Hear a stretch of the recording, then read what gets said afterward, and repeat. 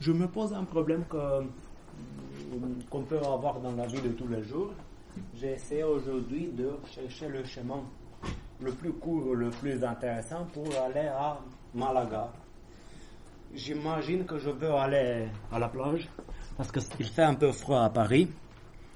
Donc du coup, si je veux prendre la voiture pour aller à Malaga, sur la côte espagnole, Google, il m'a donné deux possibilités. Enfin, vous voyez ce que je veux dire. La première,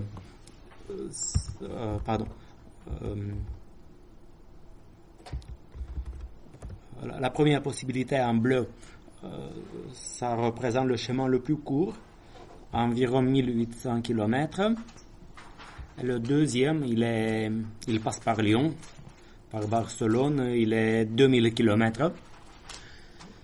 Mais j'essaie de modéliser un problème un peu plus complexe. On ne va pas écrire de code GLP-Sol, mais au niveau de la modélisation, parce que c'est pas sûr. Certaines personnes peuvent préférer le deuxième chemin. C'est pour ça que Google affiche ça. Et je veux juste écrire avec vous un modèle pour ce problème-là. Si on se pose des contraintes très particulières, voilà comment on peut modéliser ça. Ici, je peux le voir comme ça. Je peux voir ça comme un graphe. J'ai la ville de départ Paris, le P. Ok? C'est plus la peine de dire Paris à chaque fois. Je pars de P. Et regardez, le chemin à gauche, il passe par Bordeaux. Bordeaux ici. Et ça arrive à Malaga. Donc, je passe par B. Je vais dire B. D'accord? Il y a un chemin de P à B, de Paris à Bordeaux. Il y a un chemin de Bordeaux à Malaga. Ok. Je peux écrire Malaga, je vais dire M. L'autre chemin qu'elle nous affiche, il passe par Paris-Lyon. Il y a une arête, ce qu'on appelle une arête de P à L. De Lyon, bon, ça passe par plusieurs villes. Mais disons, je ne vais pas lister toutes les villes, disons. De Lyon, ça va à Valence, ici. Bon, on va ignorer les autres villes, peu importe, Montpellier, bon. C'est une approximation un peu, de Valence à Malaga. Mais il y a par exemple un autre chemin qui n'est pas affiché, je peux le considérer dans ma modélisation. Je peux aller par exemple de Paris à Toulouse, comme ça. Et de Toulouse, je connecte vers Valence. Et de Valence, j'arrive à Malaga. Et ça me donne ce graphe. Vous avez fait des notions de graphe, non? Au deuxième ou troisième cours, j'ai ça. Bon, je dois me fixer un objectif comme utilisateur. Qu'est-ce que je veux minimiser? En fait, je peux vouloir minimiser le temps de trajet ou bien le nombre de kilomètres effectués. Non, je pense que le prix du carburant, c'est plutôt proportionnel au nombre de kilomètres, non? Je ne sais pas, vous pouvez me corriger. Je ne suis pas un spécialiste. Ici, c'est plutôt clair que le chemin bleu, il est plus intéressant pour les deux mesures de qualité. Mais j'ai fait ça plusieurs fois avec d'autres destinations. Et des fois, le chemin le plus court en termes de kilomètres n'est pas le chemin le plus rapide. Vous comprenez? Parce que des fois, il vaut mieux faire un détour et prendre une autoroute qui fait plus de kilomètres, mais c'est plus rapide par l'autoroute. Vous me suivez? C'est bon? Donc, disons que je veux minimiser le nombre de kilomètres, pour faire simple. Ok. Qu'est-ce que je peux avoir comme contrainte? J'essaie de modéliser le problème avec vous. Déjà, on définit le problème. Qu'est-ce que je peux me mettre comme contrainte? On peut imaginer, disons, je peux avoir une limite du péage. Je peux me dire, soit je ne veux pas payer de péage, soit je veux payer au maximum, je ne sais pas, Je sais pas, dites-moi si c'est pas réaliste. Je peux dire péage,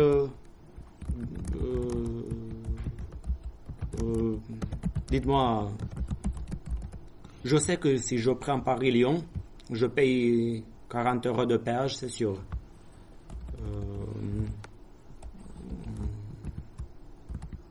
Péage max, si je mets, admettons, 90 €, c'est réaliste.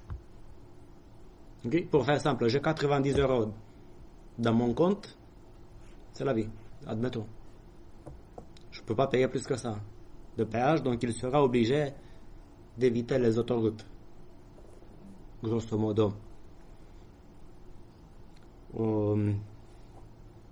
Qu'est-ce que je peux avoir Vous regardez le deuxième trajet en gris. Vous voyez, il est plus agréable, je peux dire, parce qu'il... C'est-à-dire que tu veux gagner en argent ou en temps? Disons que je veux gagner, que je veux minimiser le kilomètre, pour faire simple. Mine, nombre de kilomètres total. Contrainte. Une contrainte. Pas plus de 90 € de péage. Et je peux imaginer une deuxième contrainte. Je veux passer.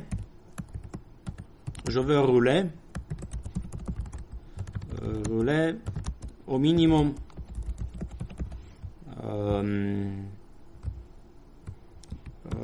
300 km le long de la mer. J'ai le droit de me poser ça comme question.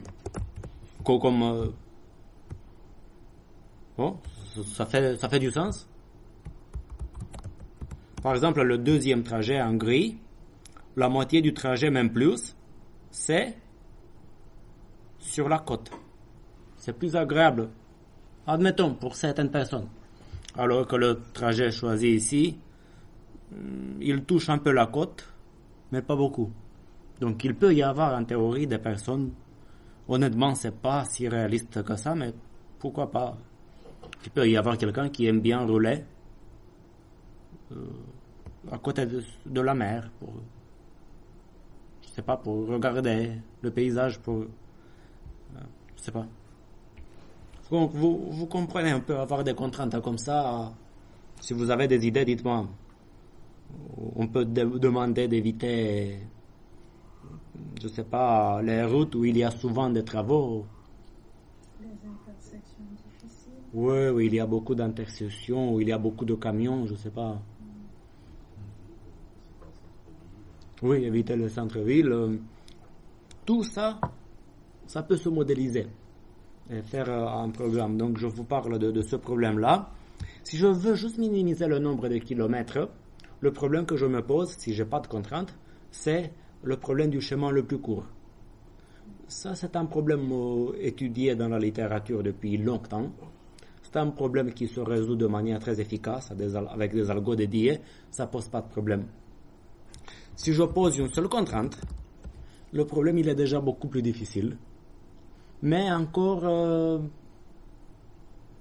il est plus difficile, mais abordable.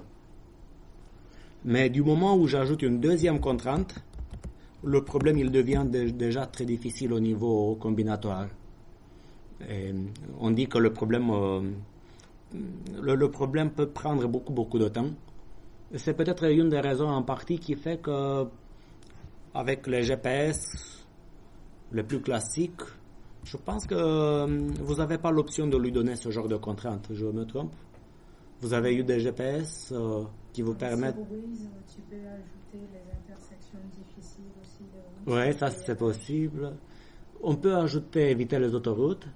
Oui, les routes sont péages. Éviter la police. Éviter la police. Ah, les radars, oui. Oui, oui. Il faut une contrainte pour ne pas creuser plus de... Je ne sais plus combien de radars. C'est une mauvaise idée. Oui. Mais par contre, je ne sais pas pourquoi la plupart de GPS ne vous permettent pas de chiffrer les choses. Vous dites éviter les autoroutes. À quel point éviter les autoroutes? Ça veut dire, Oui, c'est ça. si je prends 10 km d'autoroute, est-ce que c'est la fin du monde ou je peux me permettre une petite autoroute ici et là? Bon, je sais pas, peut-être qu'un jour il y aura ça, mais si jamais ça existe, derrière, c'est des algos d'optimisation comme ceux que vous avez vus avec nous. Si s'il y a un problème comme ça qui tombe au TP-Noté, on essaie de donner un modèle pour ça. Ok? Donc, je me permets déjà de couper la carte. Vous avez compris l'idée. Comment vous faites si vous êtes pour un problème comme ça? Si on passe à la modélisation, on commence à oublier un peu Toulouse, Lyon, machin. Je me permets de mettre L. Bon, ça vient de Lyon. Ici, je mets T. Vous allez voir pourquoi. T, ça venait de Toulouse. Ici, je mets tout simplement V. Ok. Et ici, je peux écrire comme ça. Ici, je mets la destination, c'est M. Ok. Pourquoi je fais ça? Parce que pour chaque route, par exemple de P à T, je vais avoir une variable que j'appelle xpt. Je vais avoir ici mes variables. Xpt, c'est une variable binaire qui me dit si je prends la route de P à T. Grosso modo, si je passe par Toulouse ou pas. Variable binaire. Une autre variable, xpl. Si je passe par Lyon, ça revient à ça. Variable binaire. Une autre variable, xpb. Si je passe par Bordeaux. Ok? Et qu'est-ce que j'ai encore? xtv. Ok, c'est de Toulouse à Valence. Ok, peu importe ça. J'ai xlv de Lyon à Valence. J'ai je mets x comme ça. xvm de Valence à Malaga. Qu'est-ce qu'il manque? X? Oui, xbm. Donc vous voyez, à partir de là, on est dans le monde des variables. C'est plus facile à écrire le modèle comme ça. Parce que si on s'amuse à écrire à chaque fois X, Bordeaux, Malaga, on va pas s'en sortir. Et après, pour chaque variable, je vais écrire comme ça. Qu'est-ce qu'on aura comme donnée? Le nombre de kilomètres. Ouais, bon, le GPS, il doit connaître ça. Combien de kilomètres il y a de Paris à Toulouse? Excusez-moi, je mets un peu de tête comme ça. Okay, corrigez-moi si c'est pas réaliste. De Paris à Lyon, j'ai 400 km. De Paris à Bordeaux, je sais plus. De Toulouse à Valence, admettons. Vous comprenez, peu importe. Les données, c'est les paramètres. De Lyon à Valence, 800, un truc comme ça. Bon, c'est les données. De Valence à Malaga, 300. Et de Bordeaux à Malaga, admettons. Les kilomètres. Ensuite, je peux avoir le péage. Le prix en termes de péage. De Paris à Toulouse, est-ce qu'il y a des autoroutes de Paris à Toulouse? S'il n'y a pas d'autoroute entre Paris et Toulouse, je ne sais pas, corrigez-moi. Je mets 0. De Paris à Lyon, j'ai souvent pris cette route. Il y a des péages, ça coûte environ ça. Corrigez-moi si vous connaissez mieux que moi. Ça peut coûter 60 € le péage de Paris à Toulouse. De Paris à Bordeaux, je sais pas, je mets, peu importe les valeurs. Je vais mettre un peu au pif. Je mets n'importe quoi ici. Parce que je connais pas ça. Bon, j'ai les valeurs. Au niveau des, disons, combien de kilomètres le long de la mer. De Paris à Toulouse, il n'y a pas de mer, pas d'océan. De Paris à Lyon, 0. De Paris à Bordeaux, disons, j'ai 50 km à côté de la mer.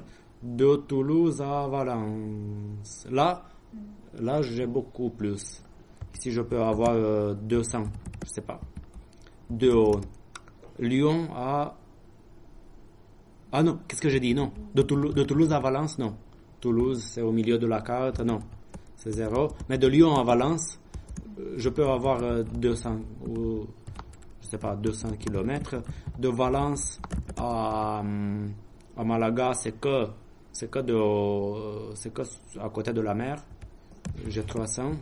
Et de Bordeaux à Malaga, il n'y a pas de mer. Ou bien il y a un peu. Je pense qu'il y a un tout petit peu au début. Ça passe par Biarritz, tout ça. Admettons, ok. Même si je me suis trompé un peu dans les données, vous comprenez, le modèle est le même. Et par la suite, l'étape suivante, c'est d'écrire un modèle qui me permet de résoudre ce problème. Ok, je veux minimiser le nombre de kilomètres. Ça veut dire que je vais avoir min 600 fois x pt. Je me place ici. Plus 400 xpl. Ok. Plus ça. Dites-moi si je me trompe.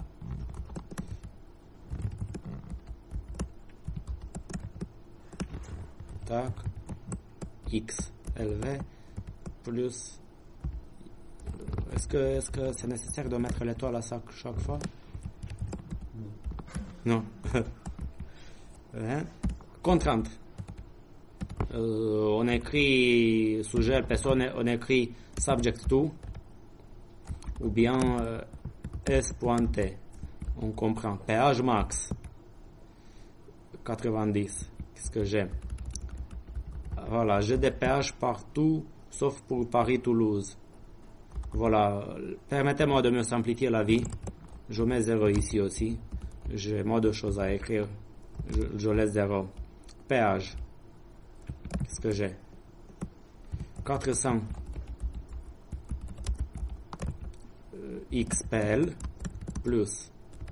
C'est 60. Ah, 60, bien sûr. Oui.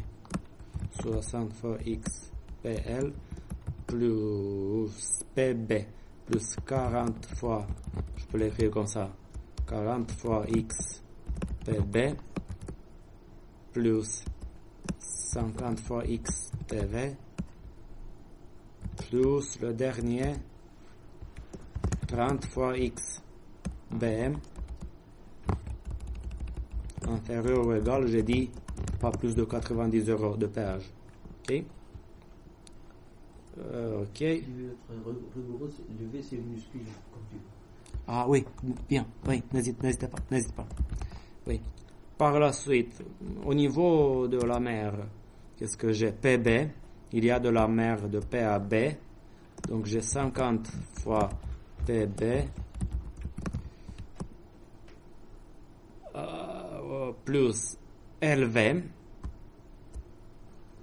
plus 300 fois XLV plus... Je me suis trompé, non? Attends, il manque quelque chose. LV... Ah, corrigez-moi, est-ce que j'ai oublié VM? J'ai oublié VM.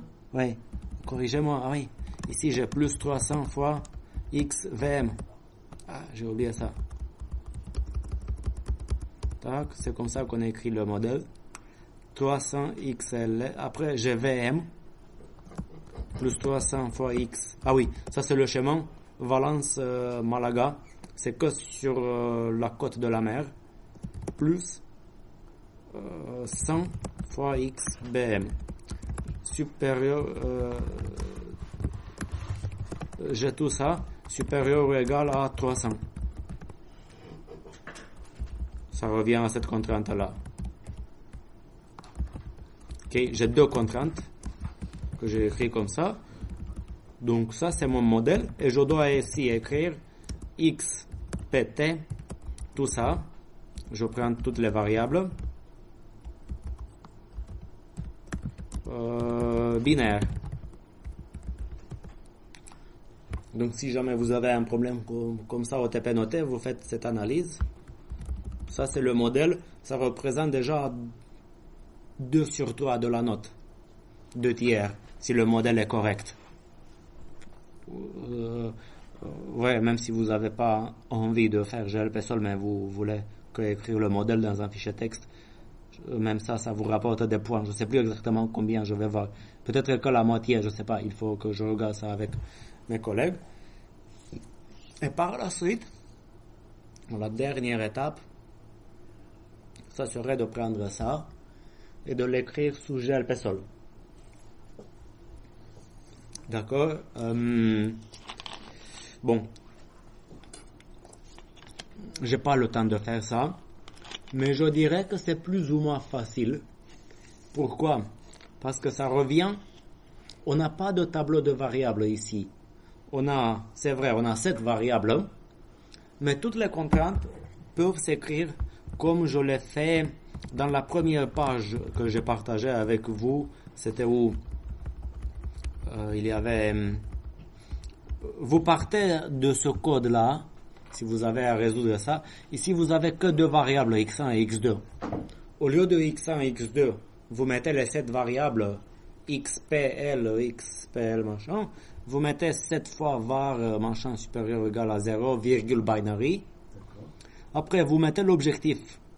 Vous pouvez écrire stricto sensu ça, c'est ça l'objectif. Vous l'écrivez comme ça. Et pour les 2 contraintes, ici, vous remplacez ces 2 contraintes-là. Vous mettez les 2 expressions que j'ai ici. Vous appelez solve, comme vous l'avez vu. Et après, au lieu de display, vous pouvez utiliser printf. Mais à la limite, vous mettez display, c'est un peu plus facile à écrire. Display, et vous écrivez la liste des variables. x1, xpt, xpl, machin. Est-ce que là, on a 7 variables. Là, oui. On peut mettre x de 1 à 7 supérieur à 0 pour utiliser un tableau. Ouais. Oui, vous pouvez utiliser des tableaux aussi. Vous utilisez des tableaux de taille 7, mais par la suite, il va falloir écrire les données il va falloir écrire les données sous ce format-là. Oui, vous pouvez faire ça aussi. Oui. Vous pouvez utiliser un tableau de variables, vous écrivez des sommes comme ça, soit vous utilisez un tableau de taille 7 et vous écrivez le code comme ça, soit vous écrivez les contraintes et tout ça en dur comme ça. Okay. C'est comme ça qu'un autre problème de la vie de tous les jours peut se résoudre. Donc n'oubliez pas, on est parti de ça. Ok.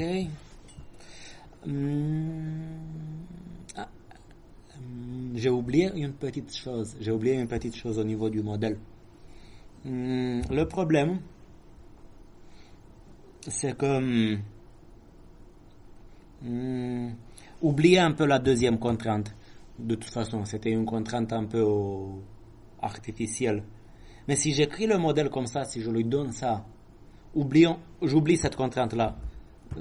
Si je reste que sur la première contrainte et je lui donne ça, il manque quelque chose. Comme je lui donne à minimiser ça, si je lui donne ça à minimiser, stricto sensu GLP Sol, vous savez quelle solution il va me donner? Une solution très facile pour lui, parce que lui, il n'a pas la sémantique. Il ne sait pas ce que ça veut dire PL, tout ça. Il voit que des équations, des inégalités. J'ai oublié quelque chose. Et si j'oublie ça, je vais tomber sur un problème. Vous savez ce qu'il va faire? J'ai oublié quelque chose d'essentiel. Il va... J'ai mis que c'est binaire. Il n'y a pas de contrainte, c'est ça? Il n'y a pas cette contrainte. Il manque une contrainte. C'est pas de non-négativité? Oui, c'est pas ça. Oui, c'est binaire. C'est binaire. Ok, maintenant, qu'est-ce qu'il va faire en fait? Il va mettre 0 partout.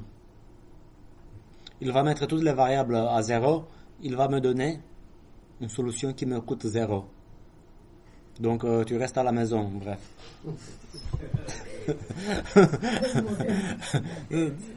Donc, pour l'obliger de quitter Paris, il faut...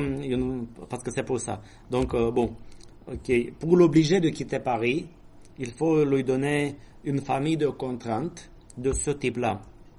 Je dois lui dire, je vais écrire, je me permets d'écrire ces contraintes ici. Ça s'appelle des contraintes de flow. Je dois lui dire x p b plus x p t plus x p l égale à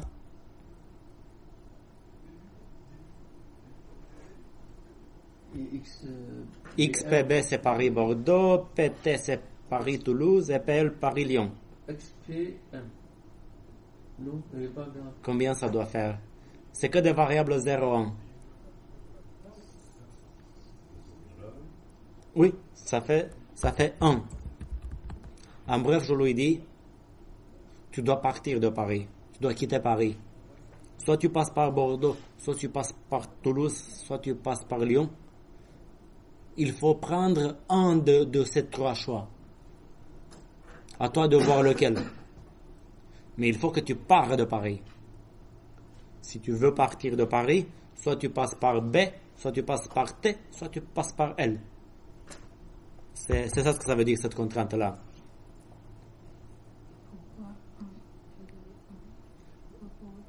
Parce que tu dois passer soit par Bordeaux, soit par Toulouse, soit par Lyon. Tu peux pas passer par deux. Je peux pas prendre les trois chemins en même temps. Non. Je peux pas prendre trois chemins en même temps. Je peux pas prendre deux chemins en même temps. Je dois prendre un seul chemin de trois. Okay? C'est-à-dire ça va être soit 1, 0, 0 ou 0, 1, 0 oui. ou 0, 0, 1. Tu as soit 0, 0, 1, soit 0, 1, 0, soit 1, 0, 0. Ça veut dire tu quittes Paris par Lyon, là par Toulouse, et là par Bordeaux. Donc du coup, il ne va pas donner une solution X0, tu restes à la maison. Je l'oblige de quitter Paris. Et donc j'ai ça. Mais par contre, il y a encore d'autres choses. Qu'est-ce que vous en pensez de X? Pardon? Oui, X BM plus X VM égale 1. Il faut que tu arrives à Malaga. Il faut que tu arrives jusqu'au bout. Tu arrives à Malaga par Bordeaux ou par Valence, ça m'est égal, mais il faut que tu arrives. Et il manque encore deux types de contraintes. Parce que c'est pas encore suffisant, parce que vous allez voir, je dois aussi écrire X. Oui. Je dois aussi écrire X P B. Oui.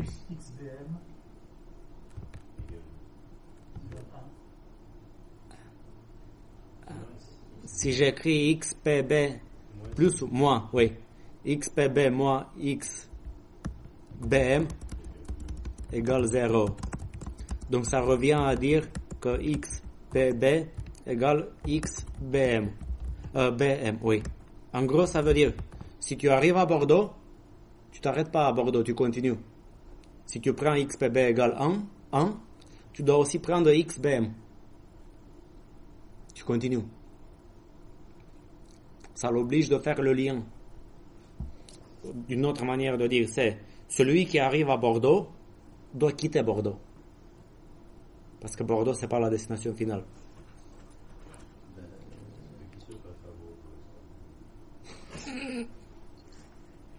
Ça va être la même chose pour XPT, oui. XTV. Oui. J'ai XPT moins XTV égale 0. Parce que sinon, il me donne un chemin qui s'arrête à Toulouse. Et j'ai XPL moins XLV, LV, oui, égale 0. Et la contrainte peut être un peu plus compliquée. Comment je fais à Valence? Pardon, dites-moi. X XLV, XLV, oui. moins XL, Moins XVM, il manque quelque chose. XTV plus XLV égale XVM. Alors, XLV moins XVM plus XTV égale 0. Oui, ou je mets XTV en face. Voilà. XTV plus XLV moins XVM égale 0.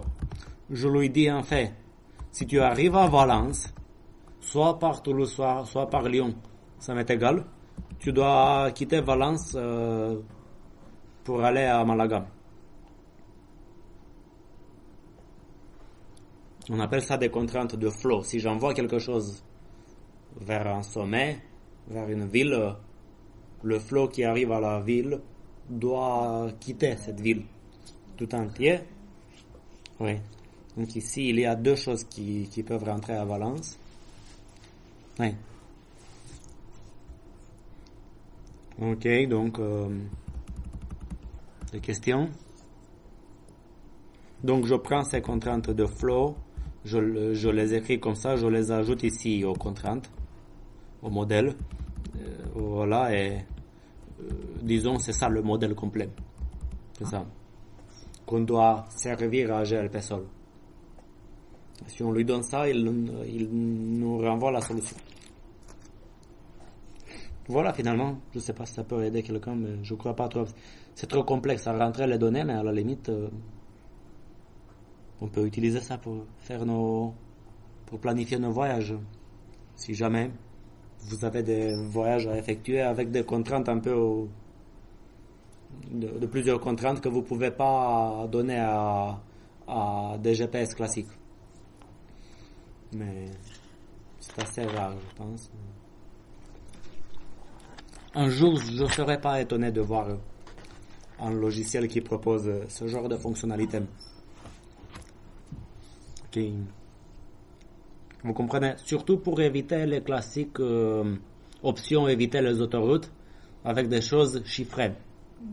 Pas plus de, je sais pas, 15 km d'autoroute. Comme ça, c'est clair. Parce que des fois, si on écrivait éviter les autoroutes, et pour éviter 3 km d'autoroute, il me fait rouler encore une demi-heure. Ouais. Avec les GPS actuels, on ne peut pas saisir ce genre de contraintes. Ok.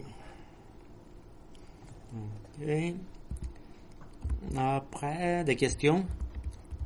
Ok. Donc, on quitte nos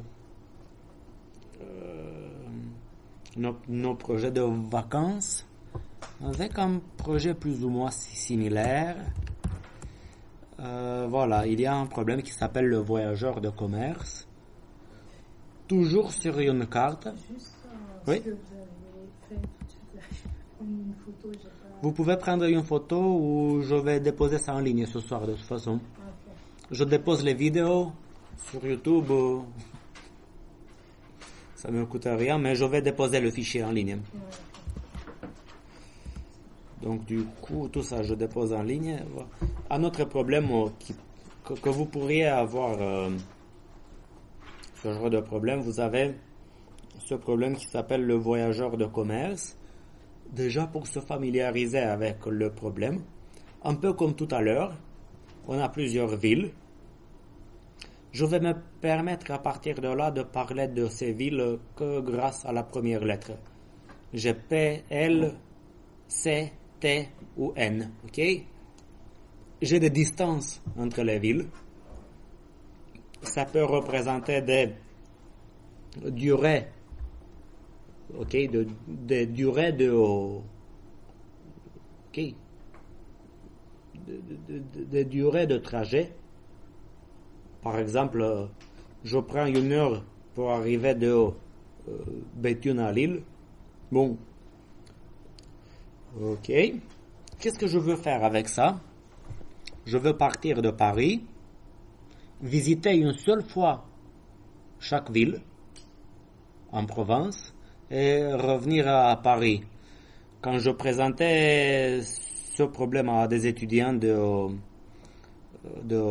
vingtaine d'années, je disais pour mémoriser la chose, imaginez que vous partez de Paris et vous avez une copine à Lille, une copine à Béthune, une copine dans chaque ville. Et vous voulez faire une visite à chaque copine, sans favoriser une copine à visiter 2 fois, donc une seule fois chaque copine, et revenir à Paris, et minimiser le temps de trajet, parce que pourquoi pas. Donc, le problème s'appelle le voyageur de commerce, en fait. Donc, la sémantique du voyageur de commerce, c'est quoi?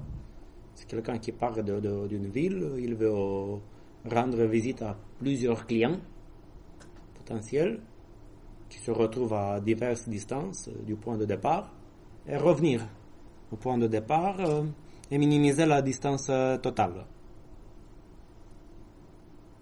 Ok. Je préfère faire une petite pause et je vous laisse déjà un peu réfléchir si vous voulez. Donc ça, vous avez ici une solution candidate de valeur 37. P, Paris, Béthune, Nantes, Toulouse, ok, vous comprenez, vous suivez. J'ai écrit les distances. Et après, je vous donne la solution qui est optimale d'après ce que je me rappelle. Je pense qu'il faut plutôt P, L, on va éviter le 11, oui, c'est ça, P, L, mais on va pas faire L, C, on va faire L, B, et le reste c'est pareil, B, N, N, T, T, C, et C, P, pareil. PL, Paris-Lille 4, LB 1, BN 6, PN 6, NT 7, TC 7, oui, CP 7. Donc ici, ça fait... Ici, j'ai 11, et 7 fois 3, j'ai 21, c'est ça? Donc, l'addition, ça donne 32. Je pense que c'est la solution optimale. Mais je pense que ça vous permet de saisir le phénomène que j'ai appelé explosion combinatoire. Le nombre de combinaisons qu'on peut essayer est trop grand pour que je puisse espérer trouver trop facilement la solution. Donc c'est le problème du voyageur de commerce qui est réputé très très difficile. Ici, comment on peut modéliser ça? C'est un peu comme le problème du chemin le plus court vers Malaga d'une certaine manière, parce que qu'est-ce que je vais faire? Pour chaque paire de villes, je vais avoir une variable. Je ne vais pas donner la solution complète comme tout à l'heure, mais je vais avoir une variable XPL pour Paris-Lille qui me coûte 4. Je vais avoir par exemple une variable XPB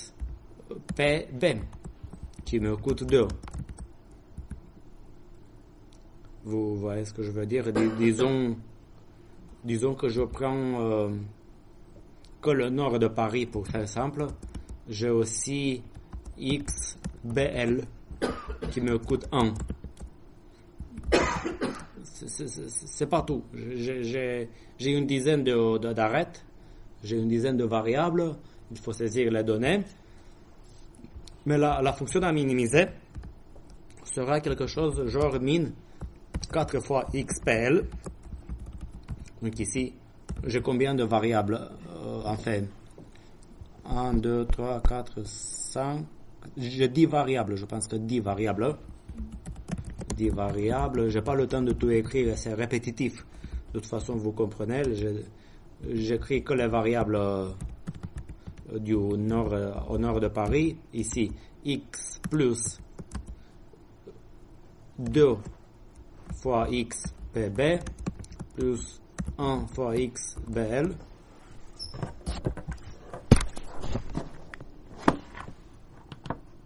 plus, ok, vous comprenez le reste.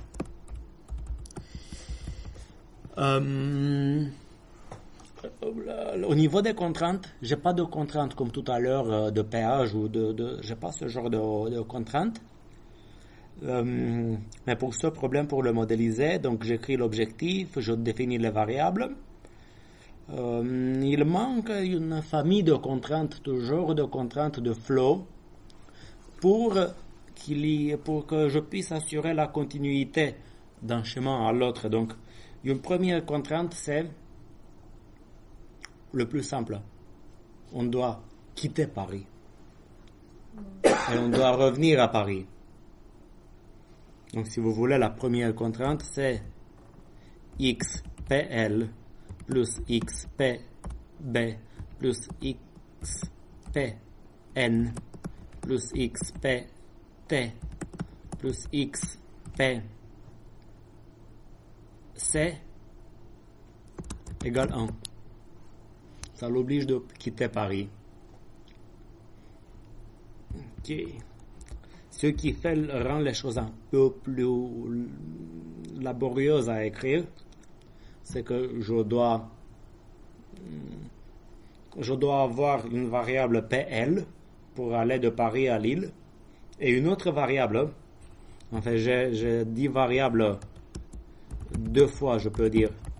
J'ai une variable PL, mais j'ai aussi une variable LP. Donc ici, je vais écrire comme ça X, LP. Vous voyez? Parce que je peux aller de Paris à Lille ou de Lille à Paris dans ma solution. XLB. Et au niveau de la fonction, j'ai tout ça, plus la fonction objectif. La même chose, mais j'inverse les lettres. LP, PB, LB. Et je lui dis, tu dois quitter Paris. Qu'est-ce que je dois lui dire en plus? Tu dois revenir à Paris. Donc je reprends ça et j'inverse à chaque fois. J'inverse les lettres.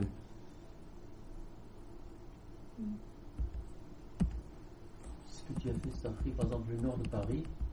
Oui. Et la solution que tu trouveras, on peut après le généraliser sur tout le reste, c'est la même solution. Le même principe, oui. Ouais, c'est ça. Ici, j'ai géré l'histoire de la ville de Paris.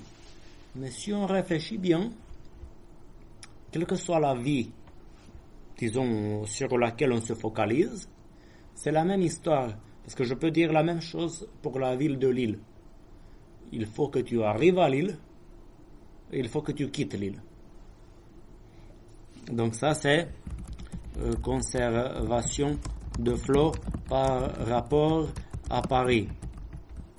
Pareil, je vais avoir conservation de flow par rapport à Lille. Je donne un exemple. Ça va donner quoi? X, LB, je ne sais pas comment faire, X, LP, plus X, LB, plus X. Ah, ici, j'ai pas toutes les variables. J'ai pas LN, j'ai pas LT, j'ai LX, LC. C'est un peu plus facile. Égale 1. Et pareil, mais j'inverse. Pour lui dire qu'il faut que tu arrives à Lille. Tu dois arriver à Lille, soit de Paris, soit de Cannes, soit de Béthune. Ok, donc c'est un problème qui se résout comme ça. Vous écrivez ça pour chaque ville. Et ça donne la solution. C'est énorme, ça va être long. Oui. Pourquoi faire des Oui. C'est énorme à faire. Il me reste 43 minutes. C'est énorme à faire en une quinzaine de minutes. Mais comme c'est un TP noté qui peut durer 3h30, ça peut se faire sans beaucoup de difficultés en 1 heure, je pense. On a écrit tout ça. Bon, ça c'est le modèle. Derrière, il faut écrire le GLP-Sol, donc ça peut prendre peut-être 2 heures avec le code GLP-Sol derrière. Et vous pouvez aussi modéliser ce problème et l'écrire grâce à des tableaux. Vous pouvez écrire des tableaux. Si vous écrivez des tableaux, ce qui peut avoir des avantages. La partie la plus difficile, il va falloir saisir les distances. Comment vous faites pour saisir les distances? Regardez, vous prenez les indices de 1 à 6, parce que vous avez 6 villes. 1, c'est Paris, 2, c'est Cannes, 3, Toulouse, vous comprenez? Vous pouvez voir les choses comme ça. Donc, d'une certaine manière, qu'est-ce que j'ai fait ici? J'utilisais P, N, L, C, presque comme des indices. Parce que j'ai des variables X avec un indice PL, ça me dit de Paris à Lille.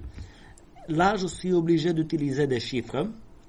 Et il faut remplir cette matrice-là, que je peux remplir avec vous si vous souhaitez. Ça veut dire quoi? Ça me donne les distances de Paris, la ville 1, vers chaque autre ville.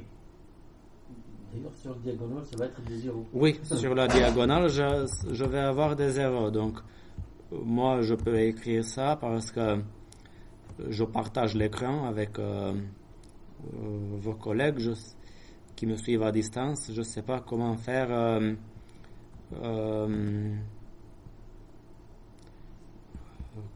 une petite fenêtre qui me permet d'écrire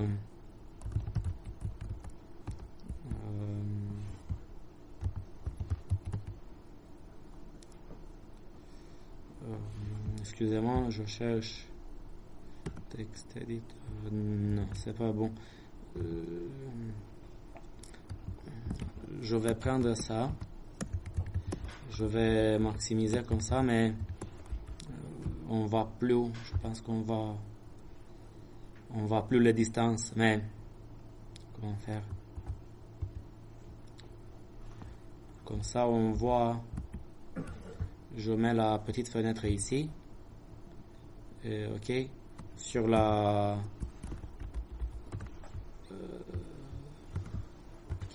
sur la diagonale, je vais avoir que des zéros. D'accord? Je fais comme ça. Pardon. Ici, ouais. Sur la diagonale, je mets 0. Par la suite, je peux me dire qu'est-ce que je mets ici? Distance de la ville 2 à la ville 3. 2, c'est Cannes. Toulouse, c'est 3. Vous voyez, c'est cette arête-là. Vous voyez? 2, 3. Toulouse, Cannes. Ok, c'est peut-être plus clair si je fais comme ça. Ok, je fais cette fenêtre plus peu. Vous allez m'aider, s'il vous plaît, avec ça. Donc, ici, c'est comme ça qu'on écrit. Ok, disons comme ça. Pardon. Ok, là, je suis sur la diagonale, c'est 0. C'est la distance de 2 à 1.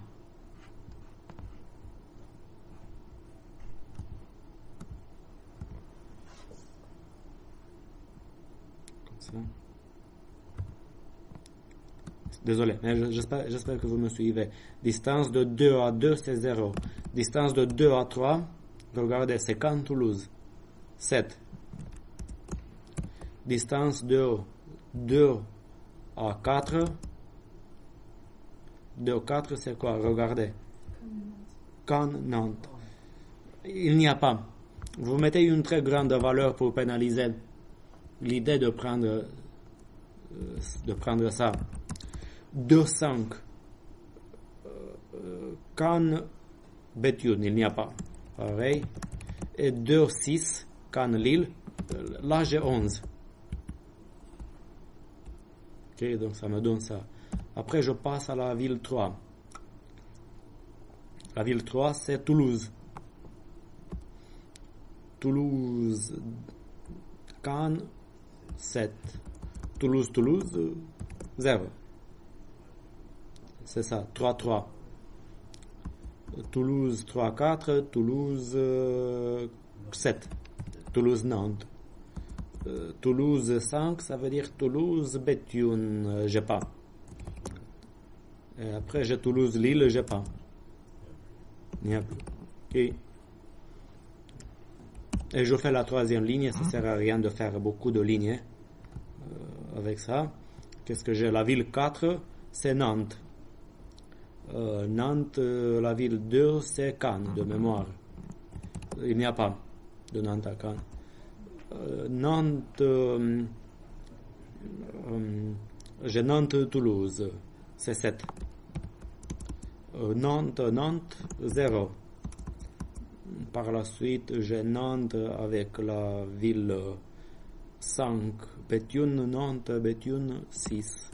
Et Nantes, Lille, vous comprenez. Si jamais il faut écrire le code GLP-SOL, il faut écrire une matrice comme ça, avec toutes les distances. Et plus tard, je vais vous dire comment on doit taper ça sous GLP-SOL. Si je me fais bien comprendre.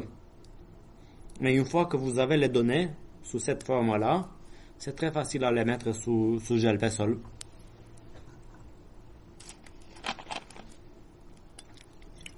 Parce que regardez, je regarde les slides un peu en avance, parce que j'ai fini avec ce problème-là. Mais regardez ça. Si on a besoin d'écrire une matrice sous GLP-SOL, on l'écrit comme ça.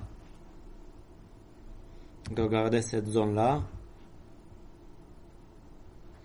Ça peut vous intéresser pour le TP noté, parce que peut-être qu'il y aura un problème où il y aura des relations comme ça entre des paires de villes. Vous comprenez? Ici, de 1 à 4, c'est 1. Ouais. Ça, c'est les indices de mes colonnes. Et ça, c'est les indices de mes lignes. J'ai des zéros sur la diagonale. Ah, ici, j'ai pas de zéro. Bon, mais pour le problème de tout à l'heure, j'ai des zéros sur la diagonale. Et pour le reste, c'est des valeurs. Je sais pas si je me fais plus ou moins comprendre. Oui, ça c'est un autre problème. Un autre problème, oui. Mais la manière d'écrire les données, si j'ai une matrice, un tableau à 2 dimensions, comme des relations entre les villes, c'est pareil. Ça, c'est le nom de la matrice. Ça, c'est les colonnes. 2 points égale. Et c'est comme ça.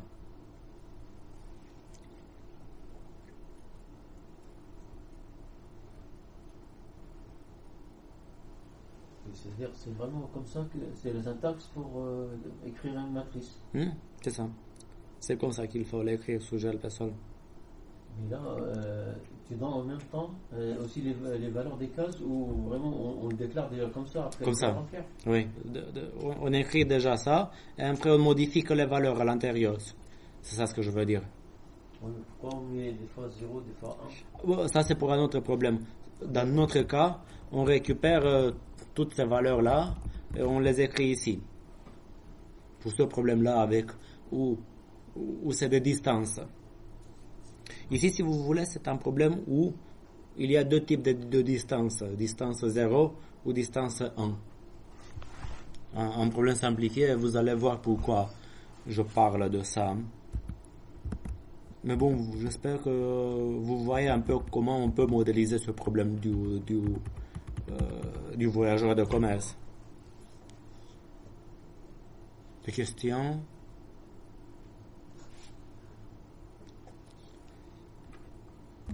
Oui. Ça, c'est la représentation de A au niveau des autres contraintes qu'on avait.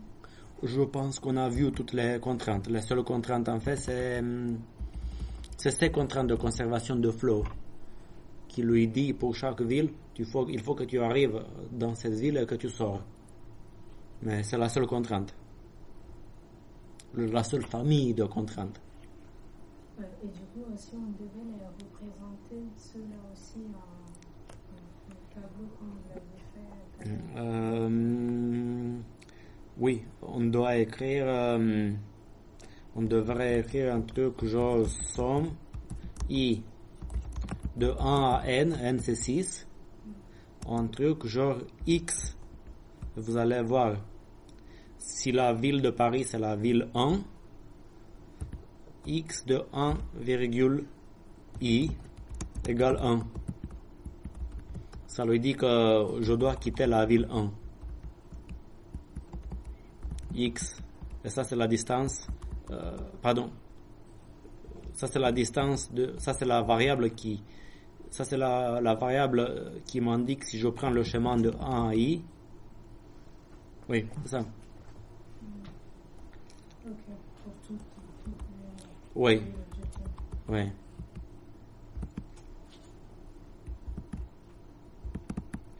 Ok. Je finis avec le dernier problème. Parce qu'il me reste... ok, donc le dernier problème. Qui est toujours sur ce type de réseau, si vous voulez. C'est le problème du stable max. Vous pouvez imaginer, comme pour tout à l'heure, un ensemble de villes, P, L, B, C, peu importe. Mais j'utilise la notion de graphe que vous avez vue au début du cours. V, c'est un ensemble de villes, si vous voulez. Vous pouvez les noter 1, 2, 3, 4, 5 ou bien vous pouvez les noter L pour Lille, P pour Paris. E, c'est un ensemble d'arêtes. Ça veut dire des relations entre les villes. En bref, je me dis, est-ce qu'il y a une route de Lille à Paris? Oui. C'est LP. Est-ce qu'il y a une route de Lille à Béthune? Oui. Mais pour la carte de tout à l'heure, est-ce qu'il y a une route de Lille à Toulouse? Non. Donc, si vous oubliez les chiffres 11, 7, si vous oubliez les chiffres, tout ça, vous pouvez voir ça comme un graphe. Ok? Où il y a des arêtes qui existent. Genre, de Lille à Paris, il y a une arête. Mais il n'y a pas d'arête de Lille à Toulouse. Donc, de manière plus formelle, je ne sais pas si vous pouvez me suivre bien à 21h. Qu'est-ce que c'est la formalisation de ce problème? C'est quoi un stable dans un graphe? C'est un ensemble S de sommets, si vous voulez, ou bien un ensemble de villes S, tel que, quels que soient les sommets U et V, il n'y a pas d'arête qui permet de relier U et V. Exemple, si sur cette carte-là, vous comprenez, les arêtes, c'est ça, en noir. Oubliez les valeurs, ça n'a plus d'importance, les valeurs, 7, 11. Ici, je peux voir un stable. Prenez, je cherche un stable. Prenez Lille. Non. Prenez Béthune. J'ai pas beaucoup de stables spectaculaires, mais si je prends que Béthune et Toulouse, il n'y a pas d'arête de Béthune à Toulouse. Si je prends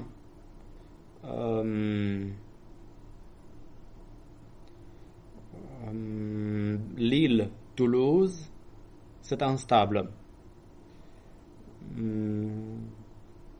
Même si je me permets pour continuer ça, de modifier un peu le graphe, je suppose que j'enlève l'arête Toulouse-Cannes et Lille-Cannes. Du coup, tac, vous oubliez ça. Là, si je prends les villes je prends Toulouse, Lille et Cannes, ça c'est instable. J'enlève Lille-Cannes, j'enlève Toulouse-Cannes, et je prends comme stable Lille, Toulouse et Cannes.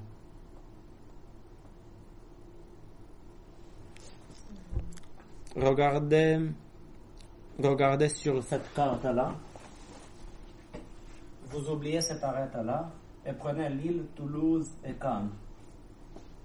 Ces trois sommets, est-ce qu'il y a des arêtes qui permettent de relier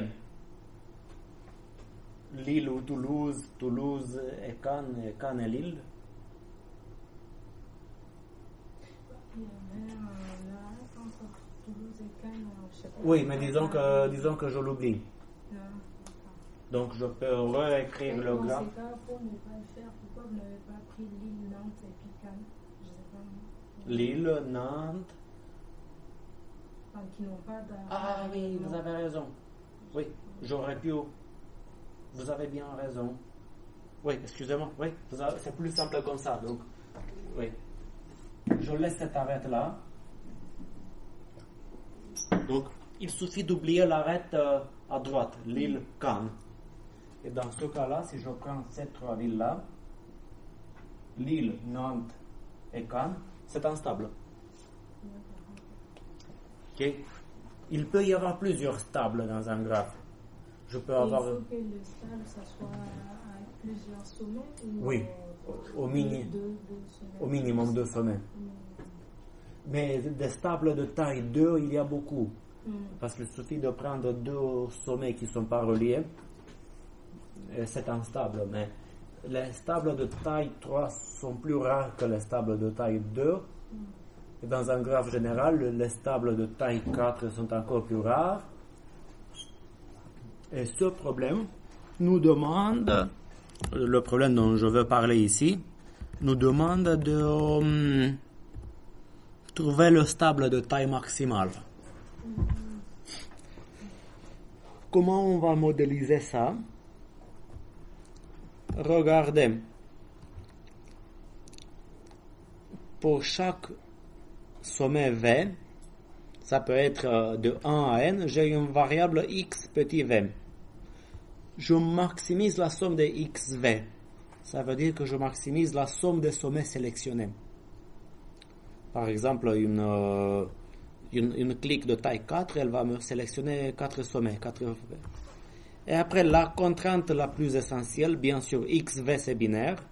Soit je sélectionne une ville ou pas. Mais j'ai aussi la contrainte que quelle que soit l'arête uv, j'ai xu plus xv inférieur ou égal à 1. Vous voyez pourquoi? Je prends pour chaque arête, s'il y a un chemin de u à v, s'il y a un chemin de la ville u vers la ville v, je lui dis xu plus xv inférieur ou égal à 1. Ça l'oblige à faire quoi? Il ne va pas pouvoir prendre les deux. Oui. Soit il peut sélectionner xu, soit il peut sélectionner xv, ou bien ni xu ni xv. Mais il ne peut pas sélectionner les deux. Donc du coup, dans l'exemple que j'avais donné tout à l'heure, vous comprenez, si je reviens dans le slide,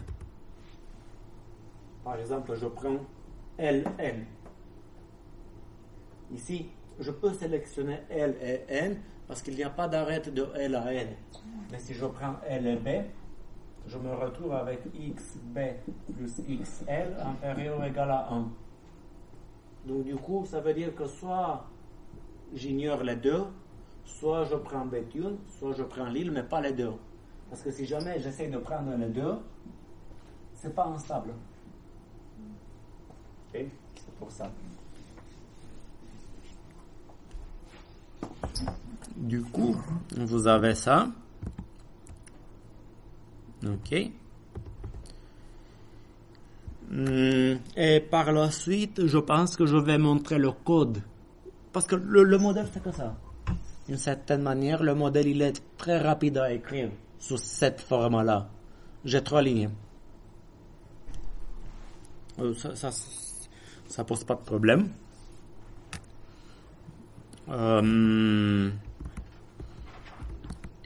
Et je vais chercher avec vous le code pour ce problème-là. Désolé, je l'ai ici. Le stable.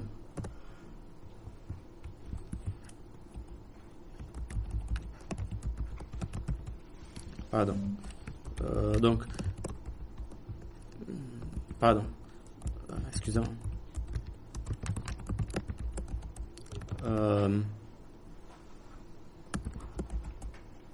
Ok, j'ai mon stable. J'ai oublié tout ça. Je maximise. J'augmente la police pour que les choses soient claires. Et ici, on peut regarder. Paramètre M. Le nombre de sommets. Paramètre mat. C'est une matrice avec la propriété que à chaque fois que je vois quelque part mat I, J, ça m'indique s'il y a une arête de I à J ou pas. Vous allez voir tout de suite comment j'écris ça. Les variables X, c'est des variables binaires. Je dois mettre integer. Il y a une seule constante, que je l'ai appelée comme ça, qui est écrite d'une manière un peu plus complexe. Mais cette contrainte-là, en fait, ok, c'est la contrainte que vous aviez dans les slides. C'est celle-là. XU plus XV inférieur ou égal à arrêt à 1 pour chaque arête UV. Attendez, je peux compris. XU, ça représente quoi? Ici, XU et XV, ça me dit si je sélectionne le sommet U ou le sommet V. Okay. Ici, le code, je l'ai écrit avec I à la place de U et J à la place de V. Et la contrainte essentielle XU, donc ça c'est là, je vais maximiser le code. Donc la seule contrainte de mon modèle, c'est, je mets un commentaire avec ça, c'est XU plus X V inférieur ou égal à 1, quelle que soit l'arête UV. Ok, c'est pour toute arête UV, mais je remplace U par I et V par J. Ok.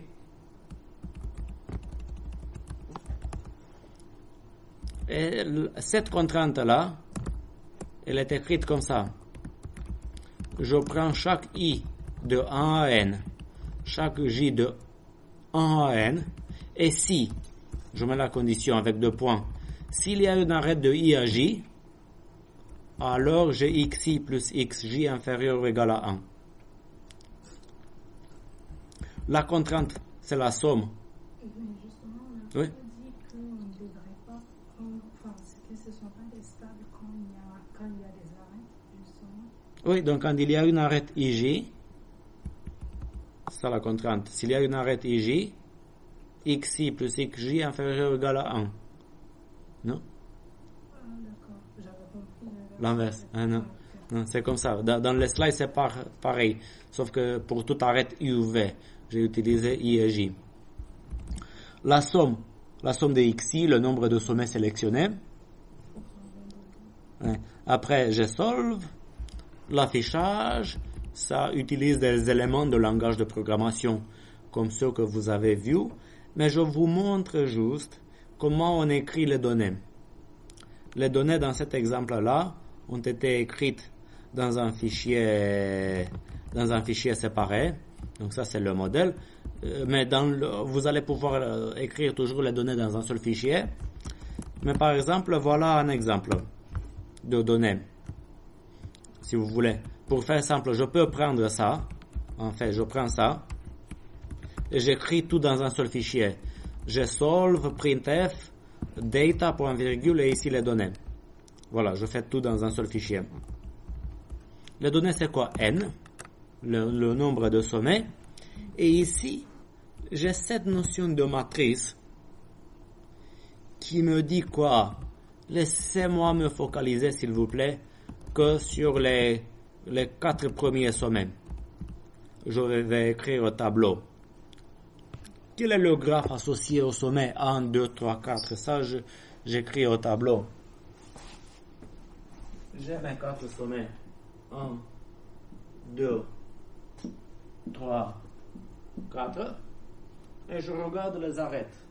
La diagonale, c'est que de 0 parce qu'il n'y a pas d'arête d'un sommet vers le même sommet. Mais j'ai une arête de 1 à 2. Vous voyez ici. J'ai une arête de 1 à 3. Mais je n'ai pas d'arête de 1 à 4. Pour le sommet 2, une arête de 2 à 1, elle est déjà là. Une arête de 2 à 3. Mais pas d'arête de 2 à 4. Pour le sommet 3, une arête vers 1, une arête vers 2, mais il y a une arête vers 4. Et le sommet 4, il a une seule arête vers le sommet 3. Donc ce petit graphe-là, il est représenté comme ça. Donc vous faites le même principe pour 10 sommets, et vous avez le graphe. Et je vais déposer en ligne ce soir et demain ce code-là. Si vous exécutez ce code-là, ça vous donne la clique maximale. Ici, la première chose affichée, ça sera la valeur, le nombre de sommets sélectionnés. Et par la suite, il va vous indiquer exactement quel sommet sélectionner. Grâce à ce code-là, avec les mêmes éléments de langage de programmation, avec pourcentage D. Vous voyez, pour chaque sommet, il va afficher XI, si c'est sélectionné ou pas. Donc du coup, si je l'exécute, GLPSOL-M, je ne sais pas si j'ai fait attention à tous les détails, mais voilà, pour ce graphe-là, il a trouvé une clique de taille 3, et voici les sommets sélectionnés. Ici, il y a 10 chiffres. Je sélectionne le premier sommet, le sommet 1. Ça doit être le sommet 7 et le sommet 9. C'est à peu près ça. Donc, comme ça, vous savez que les slides s'arrêtent ici. Mais il peut y avoir des problèmes similaires avec des contraintes, toutes sortes de contraintes. Vous pouvez avoir TP-noté, un peu comme celle que vous avez déjà vue. Vous pouvez regarder les slides plus tard, il y a d'autres types de problèmes donnés comme exemple. C'est un peu comme ça que... Et ce slide est en ligne, c'est ça? Oui, je mets en ligne les slides et tout, donc... voilà, ça c'est le code GLPSOL. Vous l'avez dans un seul fichier pour le problème du stable maximal sur un graphe de taille 10 x 10. Donc, bonne soirée pour ceux qui m'écoutent à distance.